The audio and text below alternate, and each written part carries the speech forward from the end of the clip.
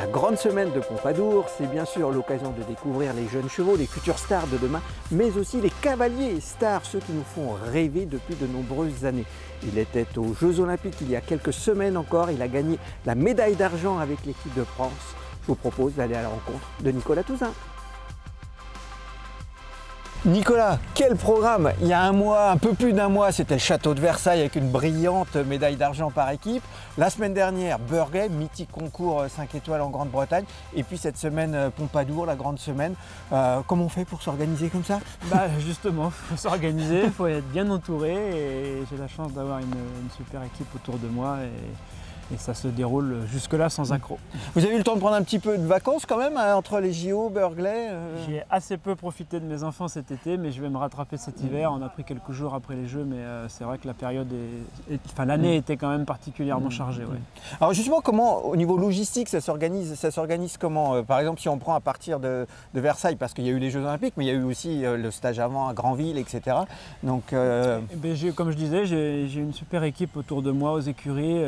J'ai un cavalier qui s'appelle Jonas de Véricourt qui m'aide déjà même dans les concours à qualifier les chevaux toute l'année, qui ensuite a assuré le travail des chevaux à la maison. Et puis les filles, j'ai deux filles qui sont là, 3 filles même maintenant avec moi aux écuries, qui s'occupent de tout, des soins, du travail des chevaux. Et puis ma femme aussi qui est présente avec les enfants, à la maison, aux écuries, ma secrétaire qui gère tout ce qui est papier. Enfin voilà, comme je dis, j'ai des gens autour de moi, j'ai une groom freelance qui s'appelle Or, qui m'accompagne sur toutes les compétitions. Donc quand je m'en vais, j'enlève personne d'autre des écuries. Enfin tout ça, c'est plein de petites choses auxquelles il faut penser pour pouvoir enchaîner les compétitions comme ça et surtout que les chevaux soient bien préparés, quoi. Émotionnellement, ça doit être aussi intense parce que j'ai eu la chance d'être au Club France, la célébration, bon, il y a eu le sport, mais il y a aussi la célébration, il y avait belle ambiance. Émotionnellement, de monter tout en haut comme ça et de rester en haut, pour rester concentré, c'est dur aussi, non? Oui, c'est un peu l'ascenseur émotionnel, comme on dit, depuis quelques semaines. Maintenant, voilà, moi je suis un peu habitué, ça fait quand même quelques années que je fais ça, donc c'est sûr que là-dessus l'expérience, ça compte aussi, ça permet de prendre un peu de recul, de relativiser un peu les choses, les bonnes et les mauvaises d'ailleurs. Voilà, mais franchement, j'essaye vraiment je fais ça parce que ça me plaît. Hein, c'est pas, je le précise parce qu'on m'en parle souvent et c'est vraiment un plaisir de préparer les Jeux Olympiques, de préparer Burghley, de préparer la finale. Je le dis aussi beaucoup, je suis aussi motivé de venir ici avec mes 5 ans que d'aller à Burghley la semaine dernière. C'est des chevaux différents, c'est des propriétaires différents, mais ils ont tous des objectifs. Là, c'était l'objectif de venir avec ces chevaux à la finale. Et moi, c'est ça qui me plaît, c'est de fixer des objectifs en début de saison avec les chevaux et les propriétaires, essayer de les atteindre. Mais j'ai l'habitude de venir là presque tous les ans à cette grande semaine. Et j'y viens avec beaucoup de plaisir et beaucoup de motivation parce que bien évidemment, on sait que les chevaux que j'avais aux Jeux Olympiques et à Burghley sont passés par là quand ils avaient cet âge-là. Hein. Donc tout ça, c'est lié et voilà.